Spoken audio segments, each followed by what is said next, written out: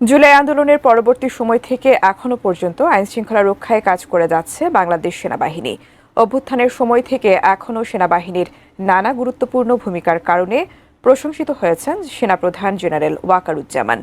দেশের প্রয়োজনে নানা ইস্যুতে বার্তা দিয়েছেন এর আগেও। এবার নতুন করে আবারও বার্তা দিলেন সেনাপ্রধান।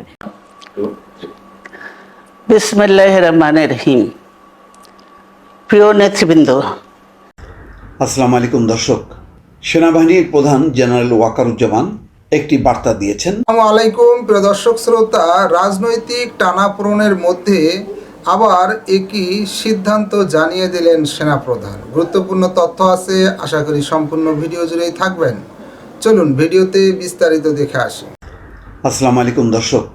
সেনাবাহিনীর প্রধান জেনারেল ওয়াকারুজ্জামান একটি বার্তা দিয়েছেন আন্তর্জাতিক জাতিসংঘ শান্তিরক্ষী দিবস উপলক্ষে বার্তা দিয়েছেন। সেই বার্তার মূল কথা হচ্ছে আমরা বিশ্ব শান্তির পক্ষে।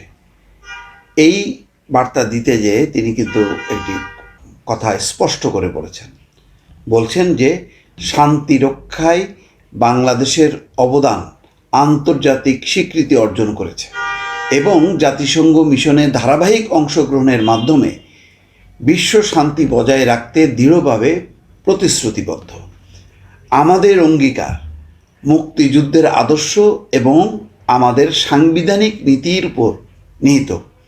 আমরা সবসময় বিশ্ব শান্তির পক্ষে থাকব।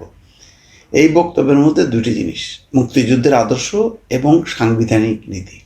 কেন এই দুটি, এটা আন্তর্জাতিক প্রেক্ষাপটে তার এই বক্তব্যটা থাকলেও এটা কিন্তু দেশের রাজনৈতিক অঙ্গনে বা দেশের প্রেক্ষাপটে খুবই গুরুত্বপূর্ণ। বর্তমানে অনেকেই যেই সংস্কার প্রস্তাব, তার মধ্যে তারা এই ৭২-এর যে সংবিধান, এই সংবিধানকে উল্টে দিতে চায়। বলছে যে এই সংবিধান অচল, এই সংবিধান হচ্ছে ফ্যাসিজমের একটা অন্যতম উপাদান। সুতরাং এই সংবিধান বাতিল করতে হবে, নতুন সংবিধান প্রণয়ন করতে হবে এবং তার সাথে যেহেতু আবার মুক্তিযুদ্ধ যুক্ত, সুতরাং মুক্তিযুদ্ধের অবস্থানটাও তখন টলায়মান হয়ে যায়।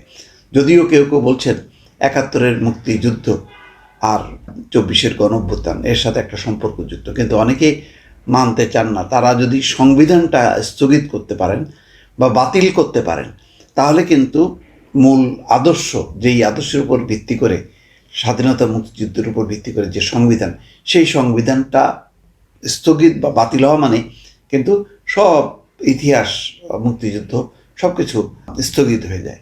বলতে গেলে সেই কনসেপ্টের একটা বিপক্ষেই কিন্তু বক্তব্যটা আসলো যে আমাদের অঙ্গীকার মুক্তিযুদ্ধের আদর্শ এবং আমাদের সাংবিধানিক নীতি, অর্থাৎ সংবিধান এবং মুক্তিযুদ্ধ, এই দুটাই হচ্ছে আমাদের ভিত্তি।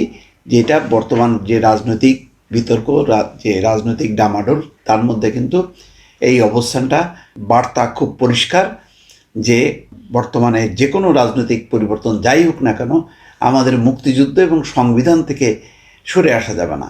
প্রয়োজনে এই সংবিধান কাটছাঁট করা যেতে পারে, এটা পরিবর্তন করা যেতে পারে, কাটাছাড়া বহুবার হয়েছে, আরও এটাকে গতিশীল করা যায়, কিন্তু মূল যে মুক্তিযুদ্ধের আদর্শের উপর ভিত্তি করে এই সংবিধান, সেই সংবিধান স্থগিত করা যাবে না, বাতিল করা যাবে না। এইটা আমার ধারণা যে সম্ভবত এই উপলক্ষে, যে উপলক্ষে তিনি ভাষণ দিয়েছেন, যে আন্তর্জাতিক জাতিসংঘ শান্তি রক্ষী দিবস উপলক্ষে, সেই বার্তার মধ্যেও কিন্তু একটা সূক্ষ্ম রাজনৈতিক বার্তা সেনাবাহিনী প্রধান ওয়াকারুজ্জামান দিয়ে দিলেন। যেমন দেখেন, বাংলাদেশের প্রধান রাজনৈতিক দল বিএনপিও কিন্তু কোনোভাবেই চায় না যে এই সংবিধান স্থগিত হোক বা বাতিল হোক। তারপরেও তারা মুক্তিযুদ্ধের আদর্শ, স্বাধীনতা, এটাকে কোনোভাবেই মনে করে না যে এটা কোনো আওয়ামী লীগের সম্পত্তি, এটা মনে করে তারা দেশের সম্পত্তি।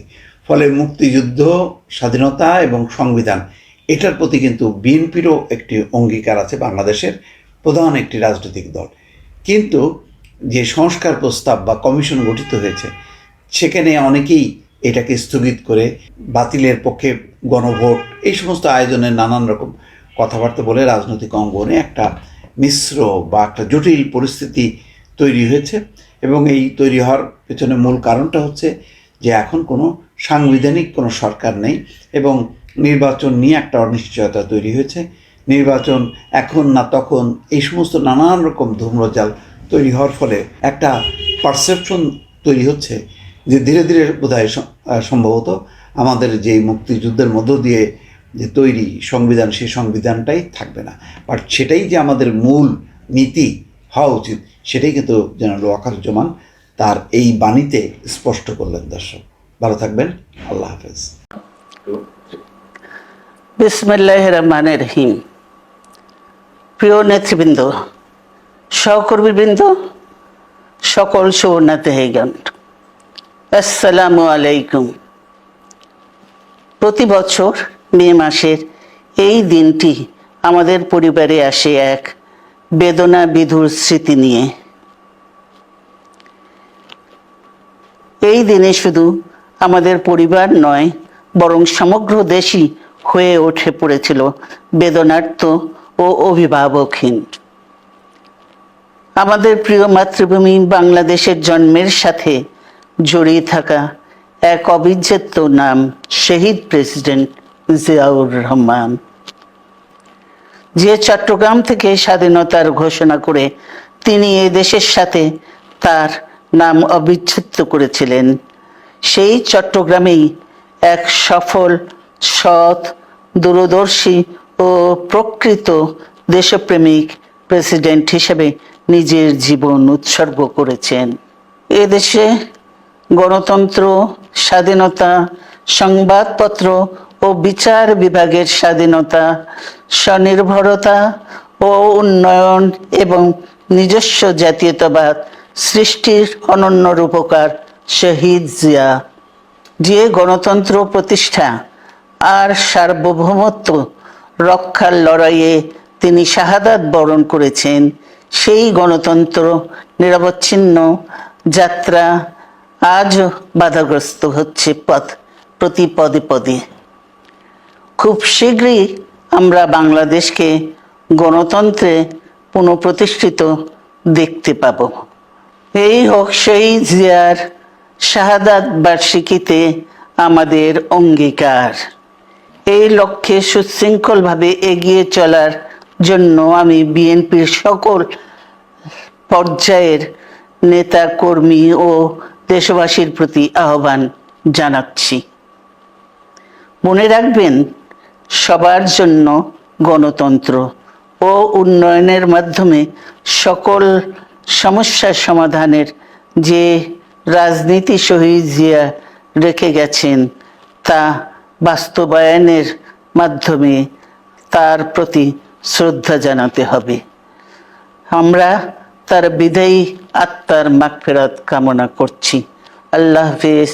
বাংলাদেশ জিন্দাবাদ। দর্শক শ্রোতা, এই বিষয়ে আপনার মন্তব্য থাকলে লিখতে পারেন কমেন্ট বক্সে। সেনাপ্রধান যে সিদ্ধান্ত জানিয়ে দিলেন, আপনি কি একমত?